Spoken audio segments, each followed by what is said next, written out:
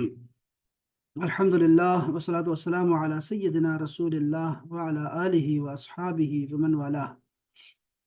अहबाब, आज इंशाअल्लाह ताला कुरान मजीद का तर्जमा, तफसीर और कुछ शायद कुछ मसाइल भी डिस्कस करें इंशाअल्लाह ताला। कुछ पुराने वाक़ियात हैं वो डिस्कस करते हैं, और उसमें एक फ़िक़ही मसला भी है। दो तीन मसाइल हैं, लेकिन जितना हो सकेगा इंशाअल्लाह उसको डिस्कस करेंगे। ये सूरह अल बक़रा है और दूसरा पारा है। अल्लाह जल्ल शानहू ने इरशाद फरमाया, औज़ु बिल्लाहि मिनश शैतानिर रजीम, बिस्मिल्लाहिर रहमानिर रहीम। वक़ाल लहुम नबियुहुम, और उनके नबी, उन बनी इसराइलियों के नबी हज़रत समोएल या शमऊन अलैहिस्सलाम ने उनको फरमाया, इन्नल्लाह, कि बेशक अल्लाह जल्ल शानहू ने क़द बअस लकुम, मुकर्रर कर दिया है, बना दिया है, भेज दिया है, तालूता मलिकन, तालूत को बसूरत बादशाह, तालूत को बादशाह बनाकर भेजा है आप लोगों के लिए। अल्लाह ताला ने तालूत को बादशाह मुकर्रर कर दिया, जिसका तुम तकाजा कर रहे थे कि हमारे लिए कोई बादशाह मुकर्रर कर दे, कोई सुल्तान होना चाहिए। तो तालूत को अल्लाह ताला ने ये शर्फ बख्शा है, नाम आ गया तालूत। कालू, तो उन सरदारों ने कहा, बनी इसराइल के सरदारों ने, अन्ना यकूनु लहुल मुल्कु अलैना, उसको कैसे बादशाहत मिल सकती है हमारे ऊपर। व नहनु अहक्कु बिल मुल्क मिनहु, हालांकि हम उससे ज्यादा बादशाहत के हकदार हैं। वलम युअता सअतम मिनल माल, और उसके पास तो माल भी नहीं है। ये मेन वजह सरदारों ने बताई हजरत शमूएल अलैहिस्सलाम को, कि तालूत कैसे पैगंबर, कैसे बादशाह बन सकता है, उसके पास तो माल की खुशहाली भी नहीं, माल जैसी नेमत भी नहीं,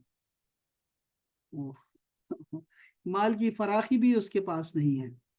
मेन वजह ये बताई, क्या बात। काल इन्नल्लाह अस्तफाहु अलैकुम,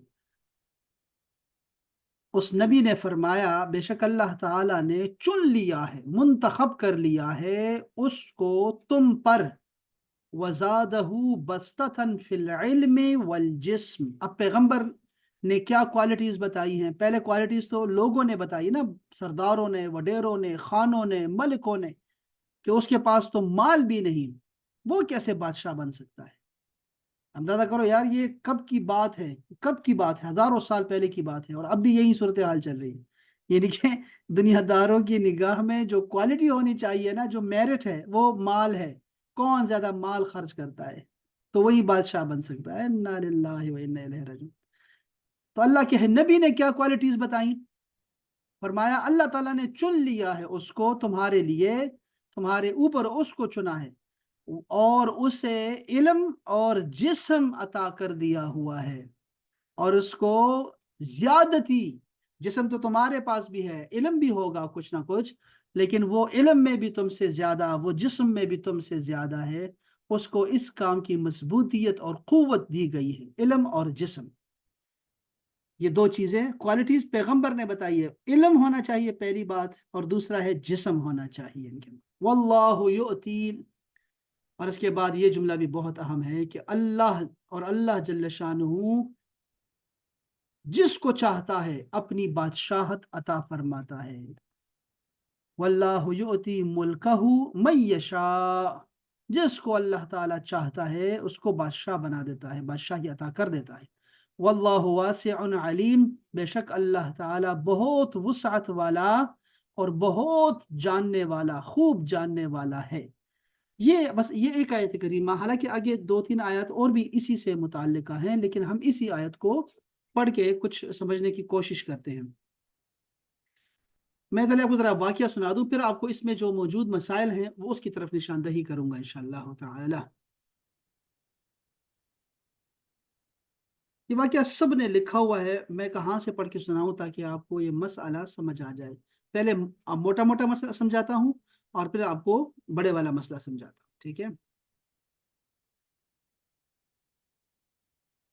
ये हजरत तालूत जो है, जब वो बादशाह बन गए बनी इसराइलों के, تو انہوں نے بنی اسرائیل کو جہاد کے لیے تیار کیا، اور ایک کافر بادشاہ تھا جالوت، اس سے جنگ کرنے کے لیے اپنی فوج لے کر میدان جنگ میں وہ نکلے۔ جب دونوں لشکر میدان جنگ میں آمنے سامنے ہوئے تو جالوت نے بنی اسرائیل سے مقابلہ کرنے والا طلب کیا کہ کوئی ہے، چونکہ جالوت بڑا جابر، قوی، شاہزور اور عظیم الجثہ اور قد آور تھا۔ طالوت کے لشکر والے اس کی قوت اور جسامت دیکھ کر ہی گھبرا گئے، کیونکہ طالوت نے اپنے لشکر میں اعلان کیا کہ جو شخص جالوت کو قتل کرے گا میں اپنی بیٹی کا نکاح اس سے کروں گا اور اپنی آدھی بادشاہت اسے دے دوں گا، مگر کسی نے جواب نہیں دیا۔ طالوت نے حضرت شموئیل سے عرض کی کہ بارگاہ الہی میں دعا کرے۔ آپ نے دعا کی تو بتایا گیا کہ حضرت داؤد ہی جالوت کو قتل کریں گے۔ اب داؤد کون ہے یہاں پہ؟ پہلے تو شموئیل علیہ السلام ہے، ایک کریکٹر تو یہ ہے، موجود ہے شخصیت، اور ایک دوسری شخصیت ہے طالوت کی۔ اب طالوت بادشاہ ہے، خلیفہ ہے اس پیغمبر کا، وہ ساتھ میں ہے، لیکن تیسری شخصیت پیدا ہو گئی ہے اور وہ ہے داؤد علیہ السلام۔ داؤد علیہ السلام کے والد کا نام عیشا ہے، طالوت کے لشکر میں ہی موجود تھے وہ، اور ان کے ساتھ ان کے تمام فرزند موجود تھے۔ حضرت داؤد ان سب میں چھوٹے بھی تھے اور بیمار بھی تھے، رنگ بھی زرد تھا ان کا، بکریاں چرایا کرتے تھے۔ جب طالوت نے آپ سے عرض کی کہ آپ جالوت کو قتل کریں تو میں اپنی لڑکی کا نکاح بھی کر دوں گا تم سے، اور آدھا ملک بھی آپ کو پیش کر دوں گا، تو آپ نے اس پیشکش کو قبول فرمایا۔ جالوت کی طرف سے وہ روانہ ہو گئے، لڑائی کے لیے صفیں بند گئیں، اور حضرت داؤد نے اپنے دست مبارک سے خود ہی پتھر پھینکا اور جالوت کو بالکل اس کے چہرے پہ لگا، اور وہ جو پتھر تھا وہ دوسری طرف نکل گیا، یا اسی سے جو ہے وہ جالوت جو ہے وہ گر گیا، اور نیچے گر کے وہ جو تھا وہ مر گیا، اسی وقت مر گیا، پہلے وار میں مر گیا داؤد علیہ السلام کے وار سے۔ تو داؤد علیہ السلام نے جو ہے وہ جب اس کو قتل کر دیا جالوت کو، تو طالوت بہت خوش ہوئے، اور طالوت نے حضرت داؤد علیہ السلام کے ساتھ بیٹی کا نکاح بھی کیا، اور ساتھ میں جو ہے وہ ان کو آدھی بادشاہت بھی دے دی۔ اور پھر جب طالوت کا انتقال ہوا تو حضرت داؤد علیہ السلام پیغمبر بن گئے، پیغمبر تو تھے وہ، لیکن وہ بادشاہ بھی بن گئے، مکمل بادشاہت ان کے حصے میں آ گئی، اور پھر ان کے بعد ان کے فرزند حضرت سلیمان علیہ السلام پیغمبر بنے۔ تو یہ بنی اسرائیل کے پیغمبر ہیں سارے کے سارے، ٹھیک ہے؟ ایک واقعہ آپ کو سمجھ آ گیا اوپر سے، ٹھیک ہے؟ اب میں ذرا اس کی ڈیٹیلز آپ کو تھوڑی سی بتانا چاہتا ہوں۔ یہ کوئی 3000 سال قبل مسیح کی بات ہے، 3000 سال پہلے، یعنی ابھی سے، سوری، ہاں یہ ابھی سے کی بات ہے، ابھی سے جو ہے یہ 3000 سال اس کو ہو گئے ہیں اس واقعے کو، کہ یہ مصر اور فلسطین کا یہ جو درمیانیہ ایریا ہے بحر روم، اس پر ایک قوم آباد تھی، عمالقہ، جو بڑی بہادر قوم تھی، جنگجو تھی، اور بڑے ہی جابر قسم کے لوگ تھے۔ حضرت عیسیٰ علیہ السلام کی ولادت سے قبل اس قوم کا حال حضرت یوسف علیہ السلام کے واقعات میں ہم نے بتا دیا ہوا ہے۔ کہتے ہیں کہ اس قوم میں ایک ظالم اور جابر حکمران گزرا ہے، اس کا نام تھا جالوت۔ وہ جسمانی طور پر نہایت طاقتور تھا۔ اس نے قوم یہود کو دعوت مبارزت دی، یعنی پہلوانی کا اس کو دیا، وارننگ دی، اور وہ کیا کہتے ہیں، چیلنج دیا۔ اس نے اپنی جو قوم تھی بنی اسرائیل، اس کو مغلوب کر کے اپنی قیدی بنا لیا، ان کی آبادیوں پر بھی اپنا ناجائز تسلط جما لیا۔ یہ ان کے نامی گرامی سرداروں کو یرغمال بنا کر لے گیا تھا، اور پھر انہیں اپنی قلمرو میں قید میں ڈال دیا تھا، جبکہ بقیہ بچی کھچی جو قوم تھی اس پر مظالم روا رکھے اور ان پر خراج مقرر کر دیا تھا، ٹیکس۔ حضرت شموئیل یا سموئیل علیہ السلام کے دور نبوت میں بھی عمالقہ کی بربریت اور ظالمانہ کارروائیاں جاری رہی۔ یہ اندازہ کریں یہ کون سی، یہ بنی اسرائیل کی بات ہو رہی ہے، یہودیوں کی بات ہو رہی ہے۔ یہ یہودی 1000 سال میں، 100 سال میں یہ 2 دفعہ ذلیل ہوتے ہیں۔ اللہ کرے اس سال بھی ہم دیکھنا ہمیں نصیب ہو، تو یہ 2 دفعہ ذلیل ہوتے ہیں۔ یہ یہودی جو ہیں مارے بھی جاتے ہیں اور ان کو وطن سے نکالا بھی جاتا ہے، اور یہ شروع سے چلا آ رہا ہے، ہزاروں سال سے، ہر 100 سال میں ان کو جو ہے مارا جاتا ہے۔ اس سال انشاءاللہ اس صدی میں بھی ہوگا، آپ دیکھیں گے اس کو۔ تو یہ بڑے ذلیل قسم کی قوم ہے۔ اب یہاں بھی یہ ہو رہا ہے، ان کے اوپر بہت سارے بادشاہوں نے بادشاہت کی ہے، پیغمبر بھی ہزاروں ان کے پاس آئے، اور انہوں نے جو ہے ان پر جو ہے بادشاہوں نے ظلم بھی کیے، باہر سے لوگوں نے آ کر ان کو ذلیل و خوار کیا۔ تو انہوں نے کیا کیا، یہ جو قوم کے سردار تھے حضرت شموئیل علیہ السلام سے درخواست کی کہ ہم پر ایک بادشاہ مقرر کریں جس کی قیادت میں ہم ان ظالموں سے مقابلہ کریں، جہاد کریں ان کے ساتھ، اور یہ سارا کچھ ان کو ختم کر دیں ہم لوگ جہاد کا، یعنی ساتھ میں ایلیمنٹ رکھا ان سرداروں نے وڈیروں نے کہ ہم جہاد کریں گے، لڑیں گے ان سے۔ اس واقعے کا ذکر قرآن حکیم میں تفصیل سے موجود ہے۔ اللہ پاک نے فرمایا، کیا تم کو بنی اسرائیل کی اس گروپ کا، اس جماعت کا حال معلوم نہیں جس نے موسیٰ کے بعد اپنے پیغمبر سے کہا کہ کسی کو ہمارا بادشاہ بنا دیجئے تاکہ ہم اللہ کی راہ میں جہاد کریں۔ پیغمبر نے کہا، ممکن ہے جہاد جب فرض ہو جائے تو تم جہاد نہ کرو۔ انہوں نے کہا، بھلا ہم اللہ کی راہ میں جہاد کیوں نہیں کریں گے؟ ہم تو اپنے گھروں سے اجاڑے گئے ہیں اور بچوں سے دور کر دیے گئے ہیں۔ پھر جب ان پر جہاد فرض ہوا تو سوائے تھوڑے لوگوں کے سب اپنے فیصلوں سے بدل گئے، اور اللہ تعالیٰ ظالم لوگوں کو خوب جانتا ہے۔ یہ آیت کریمہ تھی 246 نمبر جو ہم پڑھ چکے ہیں۔ قرآن حکیم کی یہ آیہ مبارکہ توریت کی اس روایت کی بھی تصدیق کرتی ہے، صرف اتنا اضافہ ہے کہ اس میں بادشاہت طلب کرنے کی وجہ بیان کی گئی ہے۔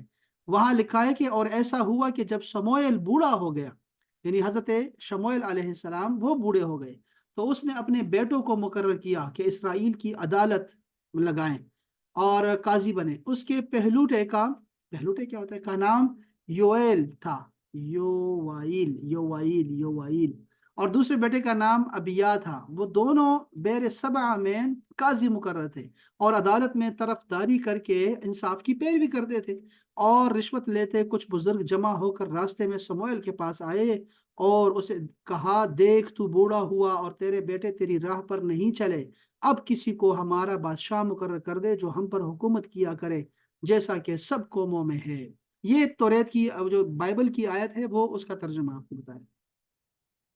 قوم کے اس مطالبے پہ حضرت شموئیل علیہ السلام نے ان سے اتمام حجت کر لیا کہ اب اللہ تعالیٰ کی بارگاہ میں رجوع کیا۔ حضرت تعالیٰ نے انہیں مطلع فرمایا کہ بنی اسرائیل کی درخواست منظور ہو گئی ہے اور ہم نے طالوت کو، جو علمی اور جسمانی دونوں لحاظ سے تم میں نمایاں ہے، تم پر بادشاہ مقرر کر دیا۔ بنی اسرائیل نے جب یہ سنا تو منہ بنانے لگے اور ناگواری سے کہنے لگے، یہ غریب شخص ہے، اس کے پاس مال و دولت کچھ نہیں ہے، یہ کیسا ہمارا بادشاہ بن سکتا ہے؟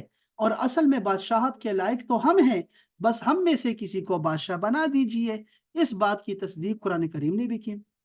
بس یہ بات جو آپ کو ابھی آیت سنائی ہے۔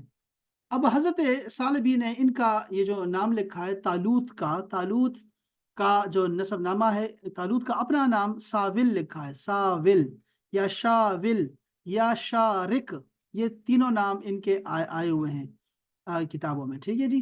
تو ان کا نام کیا تھا؟ ساول یا ساول، ہم تو ساول کہتے ہیں، ساول یہ ساول ہے، یہ شارک بھی نام آیا ہوا ہے۔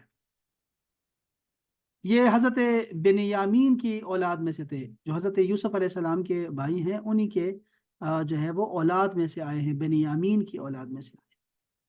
یہ ابتدا میں بہت تنگ دست تھے، اونٹ چرایا کرتے تھے اور اپنے گاؤں سے دو گمشدہ گدوں کی جستجو میں نکلے تھے اور شموئیل علیہ السلام کے ہاں جا کر ٹھہر گئے۔ انہیں دیکھ کر شموئیل نے اپنی قوم کو خبر دی کہ طالوت تمہارا بادشاہ ہے اور یہ بنیامین کی نسل سے ہے۔ اب دیکھیں یہ کس غرض سے وہاں گئے تھے، یہ بڑی عجیب بات ہے یار، کہ طالوت جو تھے وہ اپنے گدوں کی تلاش میں چلے گئے تھے ان کے ہاں حضرت شموئیل کے پاس، لیکن شموئیل نے ان کو گدے دینے کے بجائے بادشاہ ہی بنا دیا۔ یہ واقعات، یہ سمجھنے والی واقعات ہیں۔ حضرت موسیٰ علیہ السلام حضرت شعیب علیہ السلام کی طرف ویسے ہی نکل گئے کہ وہاں یہ اس ملک میں پردہ جو ہے وہ پناہ لینا چاہ رہے تھے، تو حضرت شعیب علیہ السلام نے ان کو گھر میں پناہ دی اور سال ہر سال تک ان کی خدمت میں رہے، تربیت میں رہے، اور ان کو دیکھیں وہ پیغمبر بن گئے، اندازہ کریں آپ۔ اور پھر وہ لازم بات ہے انہی کی چلتی رہی، ان کی اولاد میں چلتی رہی۔ آپ اندازہ کریں یہ کہ کیسے ہو رہا ہے، یہ کہ یہ نظر کرم ہوتی ہے، کسی کی نظر لگ جائے نا، کسی کی دعا لگ جائے، تو پھر یہ نہیں دیکھا جاتا کہ یہ کون ہے، کیا تھا، اس کا ماضی کیا ہے، اس کا حال کیا ہے، بس دعا سے تقدیریں بدل جاتی ہیں۔ اب یہ حضرت شموئیل کی ان پہ نگاہ پڑی اور یکدم سے جو ہے وہ طالوت کو بادشاہ بنا دیا۔ شموئیل کے ہم قوم لوگوں نے اس بات کو سنا تو کہا کہ آپ تو بخوبی معلوم ہے نا کہ اس نسل سے کوئی بھی بادشاہ نہیں ہوا ہے اور نہ ہی ان میں کوئی نبی گزرا ہے۔ تم تو جانتے ہو، تم بھی زیادہ جانتے ہو یا تمہارا خدا؟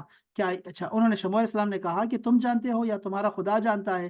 کیا یہ بات تمہیں نہیں معلوم کہ اللہ نے جس وقت اس کو تمہاری طرف بھیجا تھا تو وہ اس کے نسب سے آگے تھا، آگاہ تھے سب کے سب، اللہ تعالیٰ خوب آگاہ تھا ان کے نسب سے کہ یہ کون ہے کون نہیں ہے طالوت۔ اللہ نے حکم دیا ہے کہ طالوت تمہارا بادشاہ بنے گا بس۔ تو اللہ خوب جانتا ہے ہمارے کاموں کو۔ طالوت کیوں کہتے تھے؟ چونکہ طویل تھے، یہ طویل قد کے لحاظ سے طویل تھے تو طالوت کہا کرتے تھے ان کو۔ قوم یہود بڑی ضدی اور ہٹ درم کے طور پہ سامنے آئی۔ اس نے حضرت موسیٰ ہارون کو بھی اپنی ہٹ درمی اور نافرمانیوں کی بنا پر عاجز کر دیا تھا۔ ان دونوں برادران کے بعد بھی جتنے انبیاء کرام آئے تھے حضرت عیسیٰ تک، سب کی سب یہ نافرمانی انہوں نے کی ہے، اور یہ مضامین آپ کو قرآن مجید میں بار بار دیکھنے پڑھنے کو ملیں گے۔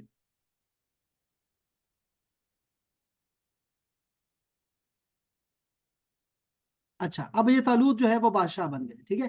حضرت شموئیل جو اس وقت اسرائیلی علاقوں پر منصب نبوت پر فائز تھے، ان کے سامنے بھی اس قوم نے حسب سابقہ مطالبہ رکھا کہ اگر طالوت حق تعالیٰ کا مقرر کردہ بادشاہ ہے تو اس کے ثبوت میں اللہ کی کوئی نشانی دکھا دو، جیسا کہ ماضی میں ان کا ہر نبی کے ساتھ یہی مطالبہ رہا کہ کوئی معجزہ دکھا دو، کوئی معجزہ دکھا دو۔ یہاں اب لوگ جو ہیں اولیاء سے کرامتیں مانگتے ہیں نا، ہمارے زمانوں میں تو یہ ہوتا ہے کہ کرامت نہیں دیکھی، کوئی کرامت دکھا دے تو ولی مانیں گے۔ اب وہاں پیغمبروں سے جو ہے لوگ معجزے مانگتے تھے، یہ ان کے کام تھا، یہ پرانے ان کا بنی اسرائیل کا۔ تو انہوں نے کہا بھائی کوئی طالوت کے جو ہے وہ بنانے کے جو ہے حوالے سے بھی کوئی قدرت کا کوئی عجوبہ ہونا چاہیے، کوئی معجزہ دکھا دے تو پھر ہم طالوت کو بادشاہ مانیں گے۔ تو یہ اللہ کا قانون ہے کہ اتمام حجت کے طور پر اللہ کے حکم سے نبی سے معجزہ صادر ہو جاتا ہے، اور اس کے صادر ہونے کے بعد بھی وہ قوم ایمان نہ لائے تو پھر اللہ تعالیٰ ان کو شدید عذاب میں مبتلا کر دیتا ہے۔ ماضی میں دیکھیے نا، حضرت موسیٰ کی ذات مبارک سے بے انتہا معجزات کا صدور ہوا، مگر پھر بھی یہ قوم ٹس سے مس نہیں ہوئی اور فرعون کی طرح اپنے آپ کو برتر اور اعلیٰ ثابت کرتی رہی اور عذاب میں گرفتار ہوتی رہی۔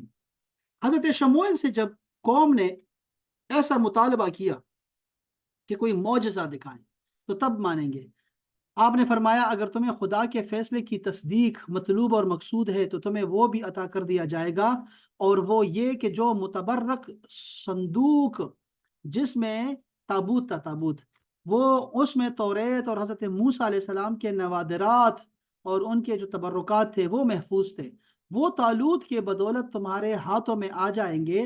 اور اس ضمن میں قرآن حکیم نے یہ آیت کریمہ بھی جو ہے وہ جو ہے وہ مذکور ہے کہ ان کے نبی نے ان سے کہا کہ اس کی بادشاہت کی ظاہری دل جمعی یہ ہے اور آل موسیٰ اور آل ہارون کا ترکہ ہے، ٹھیک ہے جی، فرشتے اسے اٹھا کر لائیں گے، یقیناً یہ تمہارے لیے کھلی دلیل ہے۔ اس کا ذکر ابھی ہمارے بارے میں آئے گا، بعد میں آئے گا۔ تو بہرحال یہ جو تھا وہ آ گیا تھا ان کے پاس، صندوق آ گیا تھا۔ یہ طالوت کا میں آپ کو بتا رہا تھا کہ طالوت کے مقرر کرنے پر جو ہے ان لوگوں نے اعتراض کیا، اور اللہ پاک نے اس کی وجہ بتا دی کہ وہ جو تھا وہ جسم میں بھی اور علم میں بھی، علم میں اور جسم میں دونوں میں تم سے قوی تھا، اس لیے اللہ تعالیٰ نے اسے بادشاہ بنایا ہے۔ یہاں پر دو چیزیں عرض کرنا چاہ رہا ہوں کہ کوالٹیز کے حوالے سے بھی کہ کیا بادشاہ کی کیا کوالٹیز ہونی چاہیے، کس جو ہے کس وجہ سے کہ کسی کو بادشاہ یا امام بنایا جاتا ہے، اس کی وجوہات بھی ہمیں اللہ تعالیٰ نے بتائی ہوئی ہیں۔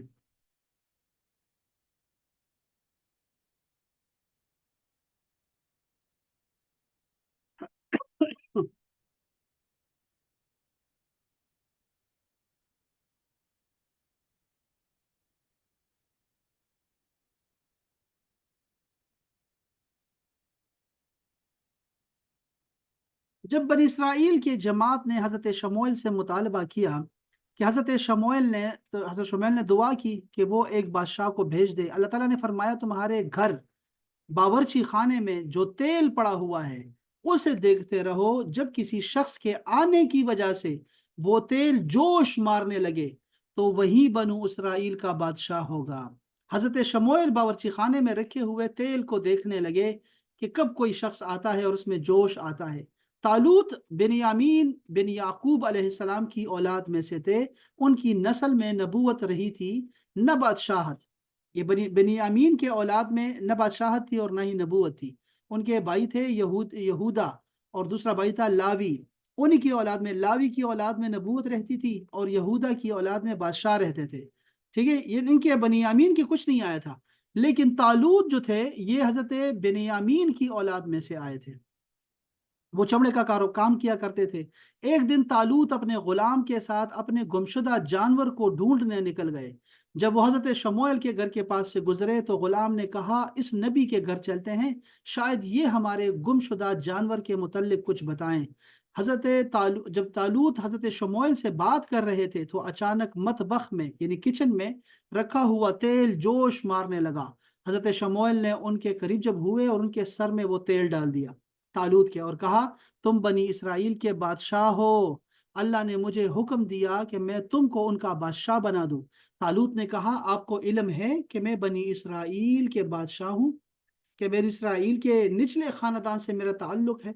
फरमाया, हाँ। आपको इल्म है कि मेरा कबीला और मेरा घर सबसे पस्त और निचले दर्जे का है। आपने फरमाया, हाँ। फिर बनु इसराइल को बताया कि तालूत इनका बादशाह है।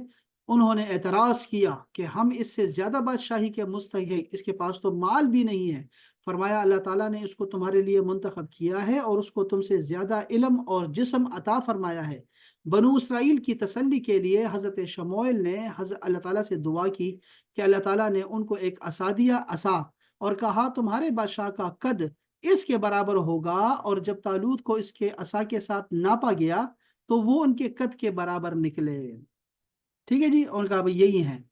अच्छा, इनका सरयानी में नाम शाविल है, शाविल बिन कैस। एक कौल के मुताबिक इनका नाम शारिक भी आया हुआ है। बहुत कद में तवील थे, इसलिए उनको तालूत कहते थे, तालूत तालूत तालूत।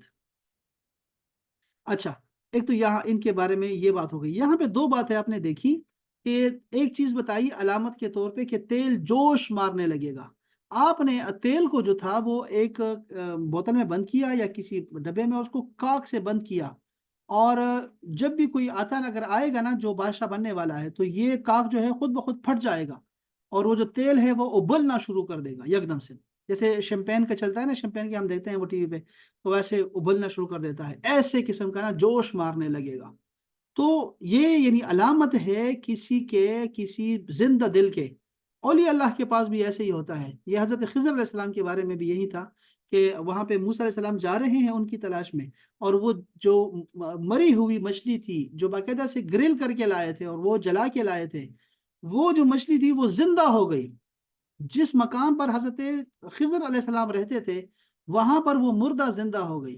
अंदाजा करें, मुर्दा मछली है वो जिंदा हो गई। तो ये फरमाते हैं कि औलिया अल्लाह के यहाँ जो है मुर्दा दिल जिंदा हो जाते हैं, उनका ये खासा होता है। ये तालूत के बारे में भी यही था, चूंकि ये भी अल्लाह ताला के पसंदीदा थे और मुंतखब थे और नबी के साथ हैं, नबी पे ईमान लाए हैं, उनके सहाबी हैं, शमूएल के साथ लड़े हैं, और एक जो पैगंबर है उनके ये ससुर हैं तालूत। तो लाजिम बात है ये भी कोई आम से बंदे तो नहीं थे। लाजिम बात है ये भी अल्लाह के मुंतखब थे और वलीउल्लाह थे, इसलिए तो अल्लाह ताला ने उनको बादशाहत अता फरमाई। ये जो बादशाह होते हैं ना, हमारे यहाँ जो बादशाह होते हैं, इन पे खास नजर करम होती है अल्लाह और रसूल की। ये ज़हन में रखिएगा, क्योंकि इनके फैसले जो होते हैं वो पूरे मुल्क पे जो है वो उसका इतलाक होता है। इसीलिए इन पे अल्लाह ताला भी खास करम करता है और रसूलुल्लाह भी खास करम करते हैं। इन पे इनको बताना, इनको समझाना, इनके पास आना। और ये बड़ी अजीब बात है कि इनको ना यानी इल्हाम के जो है ना, इल्हाम का हमारे यहाँ जो औलिया अल्लाह के साथ खास है, वो बादशाहों को भी होता है।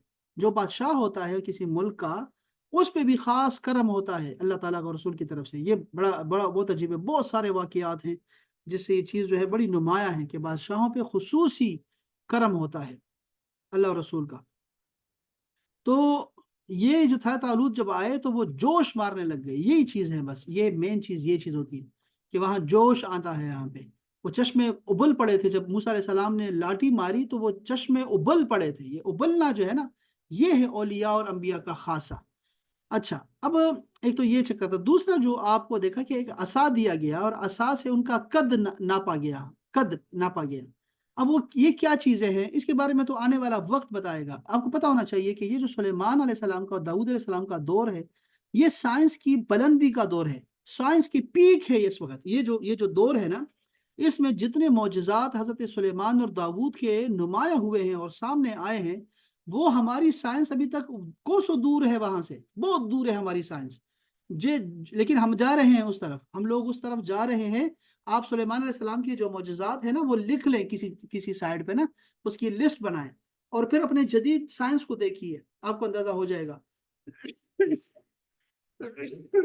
کہ ہم آہستہ آہستہ اس کی طرف جا رہے ہیں، لیکن ابھی تک ہم نہیں پہنچے کہ وہ کس کس نوعیت کے لوگ تھے، کہ وہ بہت سارے ان کے معجزات ہیں۔ ہم اس پہ کافی دفعہ ہم نے بات کی ہے سلیمان علیہ السلام کے معجزات پہ۔ تو یہ دور بہت اعلیٰ دور ہے۔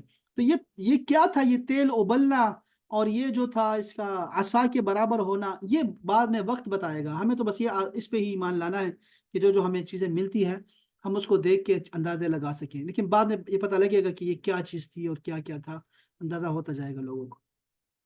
اچھا، اب اس میں یہ تھا کہ ایک تو یہ بھی چیز ہو گئی، لیکن آپ نے یہاں پہ ایک چیز نوٹ کی کہ حضرت طالوت علیہ السلام کے بارے میں جو خاص کوالٹی ان کی بتائی گئی تھی، وہ جسم اور علم میں زیادہ ہونا ہے۔ علم پہلے بتایا اور پھر جسم بتایا، ٹھیک ہے نا۔ علم پہ ہم نے پچھلے جمعے کو بھی بڑی خوبصورت گفتگو کی تھی امام غزالی کے کتاب کی روشنی میں۔ یہاں پر میں آپ کو نا یہ جو جسم سے بڑا ہونا ہے، اس کے بارے میں آپ کو بتا دوں کہ جسم کا کیا ہے۔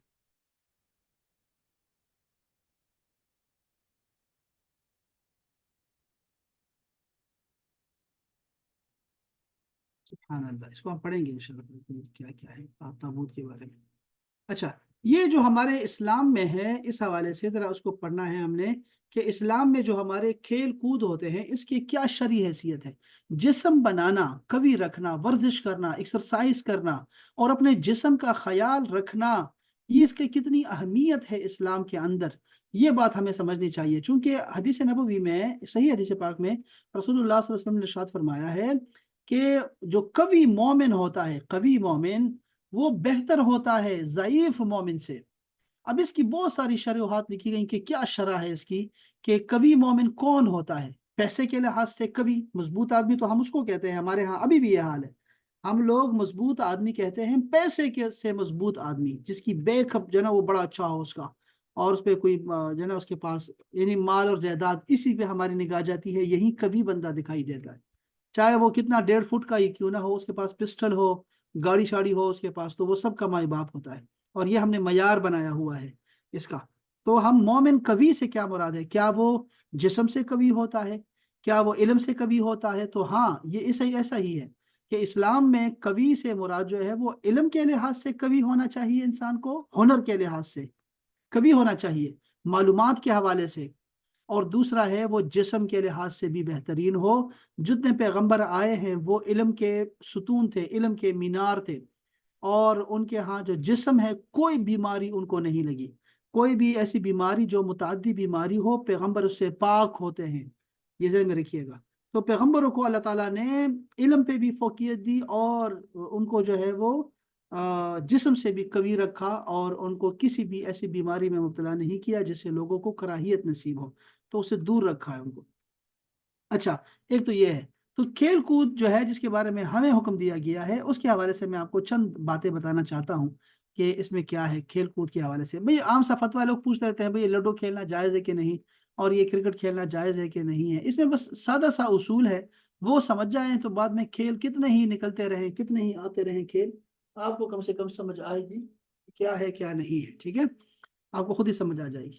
واضح رہے کہ اسلام نے نہ تو کھیل کود کو کھلے عام اجازت دی کہ کھیلتے رہو بس، اور نہ ہی سرے سے کھیل کود کو منع کیا، بلکہ اس میں اعتدال کی راہ کو اپنایا۔ وہ کھیل جو کسی دینی یا دنیاوی منافع جیسے جسمانی ورزش وغیرہ پر مشتمل ہو، اس کی اسلام اجازت دیتا ہے، اور جس میں کوئی دینی یا دنیاوی فائدہ نہ ہو، اسلام اس کی حوصلہ شکنی کرتا ہے۔ اور جس کھیل میں کفار اور فاسقین کے ساتھ مشابہت پائی جائے یا دیگر شرعی مفاسد اس میں موجود ہو، تو اسلام اس کی ممنوع کرتا ہے اور ناجائز قرار دیتا ہے۔ بس کھیل بھی ایسے ہی ہے۔ اب روایت میں کیا آتا ہے، جن کھیلوں کا جواز ذکر موجود ہے اس میں ہے گھڑ سواری کرنا، اور نیزہ بازی کرنا، تیر اندازی کرنا، تیراکی کرنا، پیدل دوڑ لگانا، کشتی کھیلنا وغیرہ شامل ہے۔ تو مذکورہ کھیل جن کی اسلام نے اجازت دی ہے وہ ضرور کسی نہ کسی دینی یا دنیاوی فائدے پر مشتمل ہے۔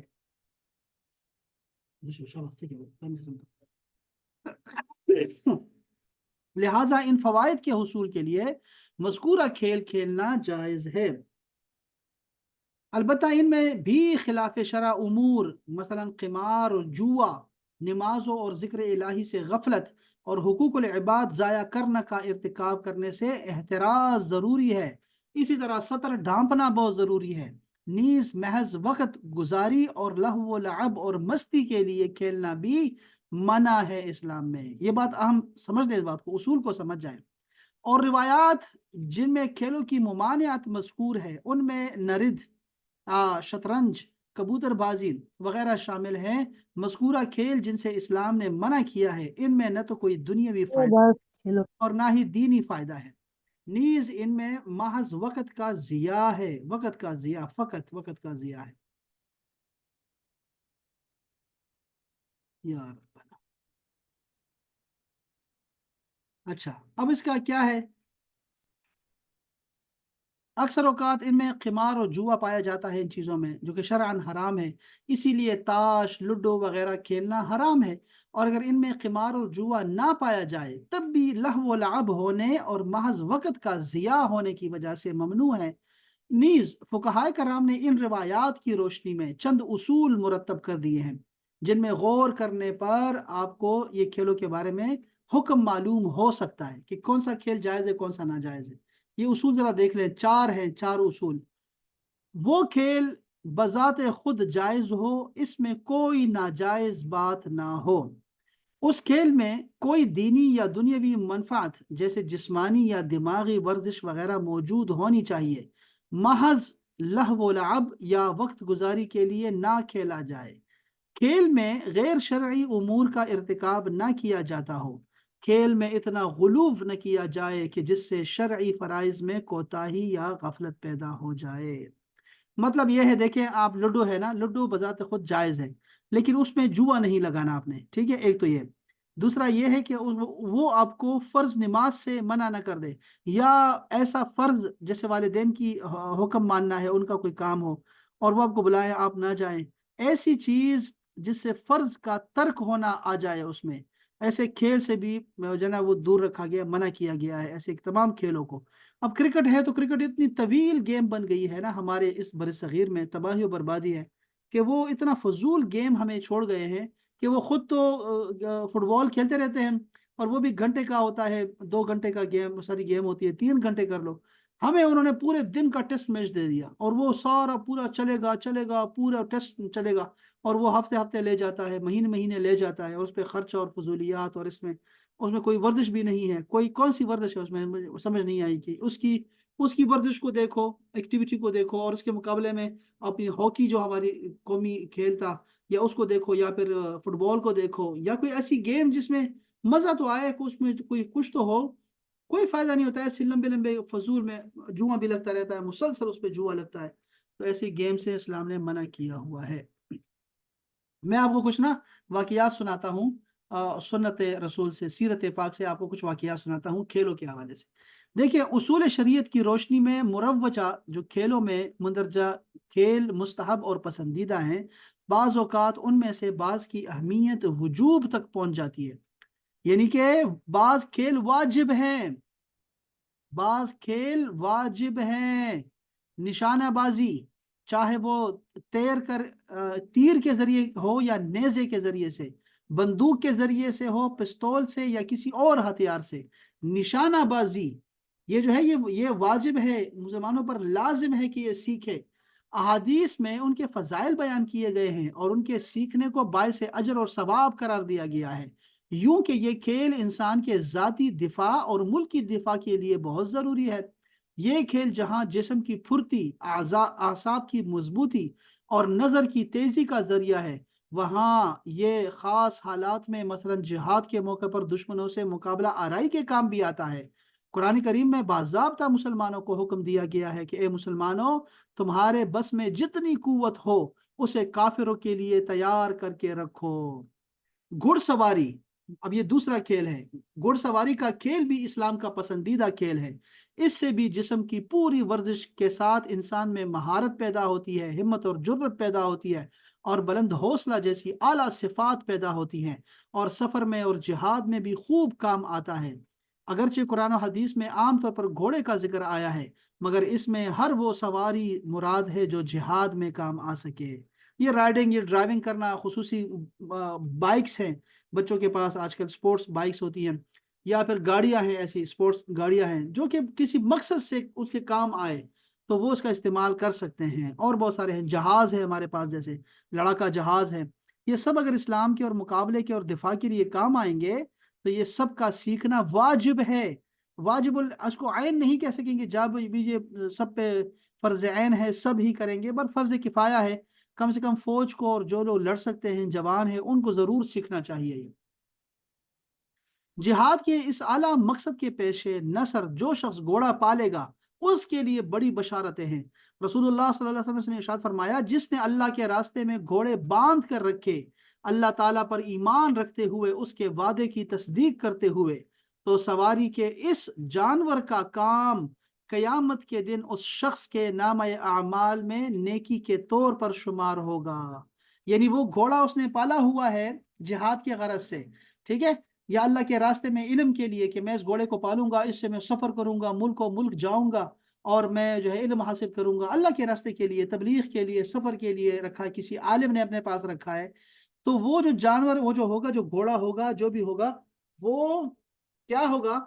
وہ اس کی جتنی خدمت کرے گا وہ سارا خدمت کرنا اس کا نامہ اعمال میں نیکیوں میں لکھا جائے گا۔ یہ ہے بخاری شریف کی حدیث پاک۔ اسی طرح اپنی صحت اور توانائی کے مطابق ہلکی یا تیز دوڑ بہترین ورزش ہے۔ اب دوڑنا، یہ دوڑ کرنا، ہمارے پروفیسر تھے، وہ تو کہتے تھے کتے دوڑتے ہیں، دوڑتا۔ ہمارے دوست نے کہا، سر نے پوچھا کہ آپ کرتے کیا ہو، کون سی گیم کھیلتے ہو؟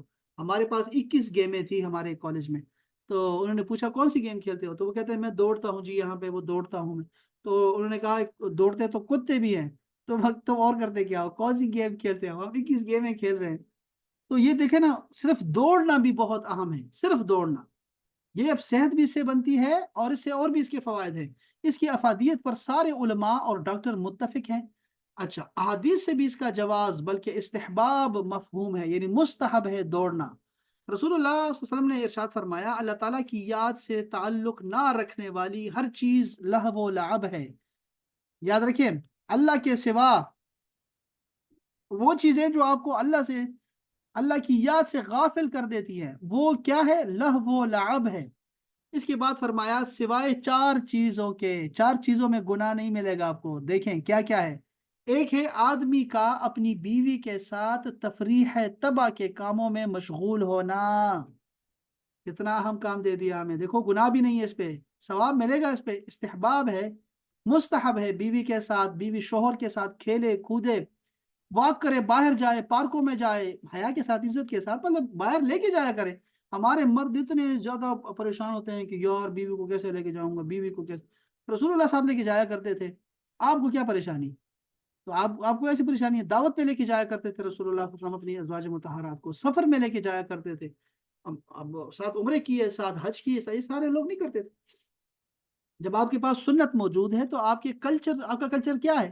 آپ کا کلچر اسلام ہے، اس کے مطابق کرو۔ ہم دستور کا خیال رکھو، یعنی پردے کا خیال رکھو، ایسی چیزوں سے دور رہو جس سے لوگ باتیں کرنا شروع کر دیں، ایسے کام نہ کرو، خوش طبعی کرو لوگوں کے ساتھ۔ تو بس وہ بیوی کے ساتھ آپ گھر میں ہیں، آپ سیر کے لے کے جا رہے ہیں، گاڑی میں بیٹھے ہوئے ہیں، حیا سے بیٹھے ہوئے ہیں، آپ کو کیا ہے، کیا پریشانی ہے؟ آپ کو ضرور جو ہے نا کرنا چاہیے، تفریح طبع کے کاموں میں مشغول ہونا مستحب ہے بیوی کے ساتھ۔ اچھا، اپنے گھوڑے سدھارنا، یہ اپنے ہی گھوڑے کو، اس کو پالنا، اس سے محبت کرنا، اس کو مالش کرتے رہنا، اس کے لیے وہ جو کرتے رہتے ہیں مسلسل گھوڑوں والے، میں دیکھتا رہتا ہوں وہ گھوڑے والے بہت ساری خدمت کرتے ہیں اپنے گھوڑوں کی، یہ سارا خدمت کرنا ثواب میں لکھا جائے گا۔ 2 نشانوں کے درمیان پیدل دوڑنا، دیکھا آپ نے یہ حدیث پاک، 2 نشانوں کے درمیان دوڑنا، یہ رسول پاک نے فرمایا کہ اس سے اگر آپ ٹائم آپ کا لگتا ہے تو وہ ٹائم آپ کا ضائع نہیں گیا۔ یہ دیکھیں یار، دوڑنے کی یہ فضیلت دیکھیں۔ اور آخری چیز فرمائی آپ نے، تیراکی سیکھنا اور سکھانا۔ تیراکی یہ فل بدن کی ورزش ہے۔ تیراکی جو لوگ سوئمنگ کرتے ہیں وہ کمال کرتے ہیں، ان کی باڈی جو ہے وہ مکمل طور پہ جو ہے وہ اپنی انرجی لے لیتی ہے، اور یہ مکمل ورزش ہے تیراکی کرنا۔ جیسے انڈا کھانا، دودھ پینا مکمل غذا ہے، اسی طرح جو ہے تیراکی سوئمنگ کرنا مکمل ورزش ہے بس۔ تو یہ بہترین چیزیں ہیں، 4 چیزیں بتا دی ہیں، یہ چاروں چیزوں پہ عمل کرنا چاہیے۔ اسی لیے رسول اللہ صلی اللہ علیہ وسلم نے اکثر جو ہے صحابہ کرام کے دوران دوڑ کا مقابلہ کروایا، خود بھی دوڑے آپ۔ حضرت بلال بن سعد کہتے ہیں کہ میں نے صحابہ کرام کو دیکھا کہ وہ نشانوں کے درمیان دوڑتے تھے اور بعض بعض سے دل لگی کیا کرتے تھے، ہنستے تھے، ہاں جب رات آتی تو عبادت میں مشغول ہو جاتے تھے۔ یعنی وہ دوڑا کرتے تھے، باقاعدہ سے مذاق کیا کرتے تھے ایک دوسرے کے ساتھ۔ پیدل دوڑ میں مثالی شہرت رکھنے والی صحابی حضرت سلمہ بن اکوا کہتے ہیں کہ ہم ایک سفر میں چلے جا رہے تھے، ہمارے ساتھ ایک انصاری نوجوان بھی تھا جو پیدل دوڑ میں کبھی کسی سے مات نہ کھاتا تھا۔ وہ راستے میں کہنے لگا، ہے کوئی جو مدینے تک مجھ سے دوڑ میں مقابلہ کرے؟ ہے کوئی دوڑ لگانے والا؟ سب نے اس سے کہا، تم نے کسی شریف کی عزت کرتے ہو، ہے تم نہ کسی شریف کی عزت کرتے ہو اور نہ کسی شریف آدمی سے ڈرتے ہو۔ وہ پلٹ کر کہنے لگا، ہاں رسول اللہ کے علاوہ مجھے کسی کی پرواہ نہیں۔ میں نے یہ معاملہ رسول اللہ کی خدمت میں رکھتے ہوئے عرض کیا، میرے ماں باپ پر قربان یا رسول اللہ، مجھے اجازت دیجئے کہ میں ان سے دوڑ لگاؤں۔ آپ نے فرمایا، ٹھیک ہے اگر تم چاہو۔ چنانچہ میں نے ان سے مدینے تک دوڑ لگائی اور میں جیت گیا۔ حضرت عبداللہ بن عمر کا بیان ہے کہ حضرت عمر فاروق اور زبیر بن عوام میں دوڑ کا مقابلہ ہوا۔ زبیر آگے نکل گئے تو فرمایا، رب کعبہ کی قسم میں جیت گیا۔ پھر کچھ عرصے بعد دوبارہ دوڑ کا مقابلہ ہوا تو حضرت عمر فاروق آگے نکل گئے تو آپ نے وہی جملہ دہرایا، رب کعبہ کی قسم میں جیت گیا۔ اسی طرح نیزہ بازی کرنا اور بھالا چلانا، یہ پتہ نہیں بھالا چلانا کیا ہوتا ہے، لیکن اس کو میں ہلکا ہلکا دیکھ لیتا ہوں، بھالا کیا ہوتا ہے؟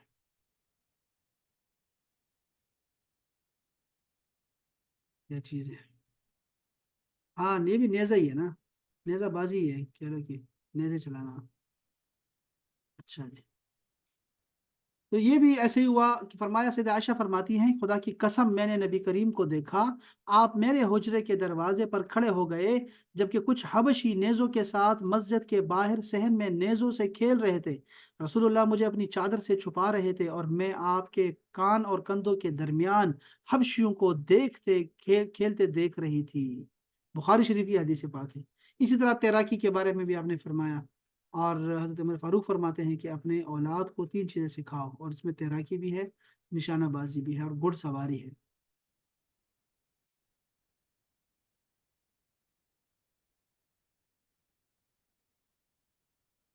سبحان اللہ۔ حضرت عبداللہ بن عباس فرماتے ہیں کہ ہم حالت احرام میں تھے کہ مجھ سے حضرت عمر فاروق کہنے لگے، آؤ میں تمہارے ساتھ غوطہ لگانے کا مقابلہ کروں، دیکھیں ہم میں سے کس کی سانس لمبی ہے۔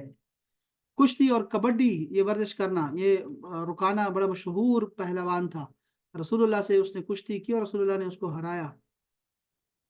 اسی طرح دوڑ کا بھی میں بتایا، دوڑ کا رسول اللہ نے سیدہ عائشہ کے ساتھ 2 دفعہ دوڑ لگائی جس کا ذکر آیا ہوتا ہے، ایک دفعہ سیدہ عائشہ جیتی ہے، ایک دفعہ رسول اللہ جیتے۔ اسی طرح جو ہے بہت سارے اور بھی بہت سارے کھیلوں کے بارے میں فرمایا۔ تو بہرحال کھیلوں سے جو ہے کیا ہوتا ہے، کھیلوں سے انسان کا جو جسم ہے وہ مضبوط ہوتا ہے۔ اب یہ عورتوں کا نا، اس میں خواتین کا، چونکہ یہاں ہماری خواتین اکثر خواتین ہی ہیں ہماری یہاں پڑھنے والی، تو دیکھو خواتین کا اب انہوں نے کرکٹ شروع کر دی ہے، خواتین نے فٹ بال کھیلتی ہیں، ہمارے یہاں پہ وہ ہاکی کھیلتی ہیں۔ اب اس کا پوچھنا، سوال کرنے کا تک نہیں بنتی نا، آپ خود سوچے ذرا کہ پردے کا خیال نہیں ہوگا تو پردہ جو ہے، جب تک پردے کا خیال نہیں ہوگا کوئی بھی کھیل ان کے لیے جائز نہیں ہے۔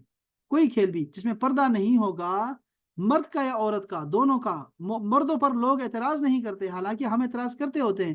یہ جو انہوں نے جانگیاں پہنی ہوتی ہے گھٹنوں سے اوپر کی، اس کو نیچے ہونا چاہیے، گھٹنوں کے نیچے ہونا چاہیے ان کے۔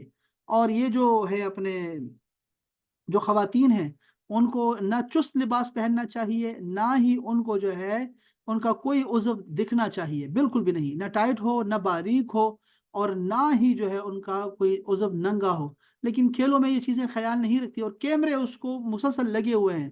اب سینکڑوں کیمروں کے اندر جو ہے وہ کھیل رہی ہیں، تو کہاں ان کا پردہ رہے گا؟ اس لیے ان سے دور رہنا چاہیے اور صرف وہاں کھیلنا چاہیے جو انڈور گیمز ہوتی ہیں وہ کھیلیں، اور وہاں پہ کوئی مرد نہیں ہونا چاہیے۔ لیکن مصیبت یہ ہے کہ اس وقت ایسا کوئی بھی ادارہ شاید موجود نہ ہو جس میں جو ہے صرف مرد ہی بہت، صرف خواتین ہو اور وہاں کوئی مرد نہ ہو، چاہے وہ چپڑاسی ہو، وہ چاہے کلاس 4 ہی کیوں نہ ہو، اس کو مرد سمجھا جائے گا، وہ مرد ہوتے ہیں، ان کو سمجھا جائے گا، تو ان کے سامنے بھی نہیں کھیلنا چاہیے۔ ہم، سطر پوشی، عورت اور مرد کی سطر پوشی، یہ پہلی شرط ہے کھیلوں میں، بس ایک تو یہ۔ دوسرے کیا ہے اس میں جو ہے وہ آ، زندگی کا خطرہ نہیں ہونا چاہیے۔ اب یہ جو سے جھولے ہوتے ہیں، خواتین بڑی شوق سے بیٹھتی ہیں جھولوں میں، دیکھیے کوئی بھی ایڈونچر کی جگہ نہیں ہے اسلام میں، ذہن میں رکھیے گا۔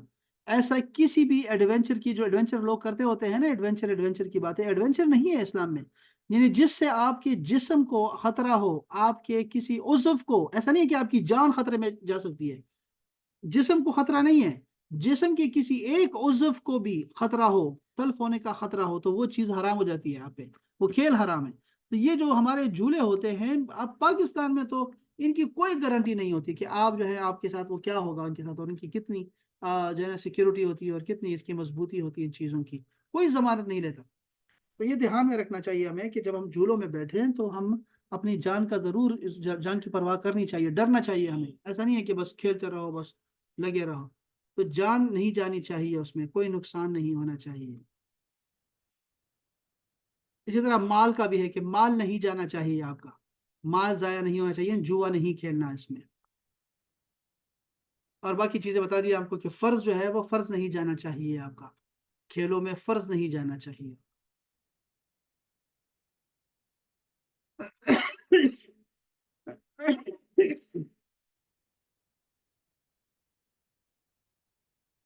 بس چلیں، اس کافی ہے آج کے لیے، اتنا ہی۔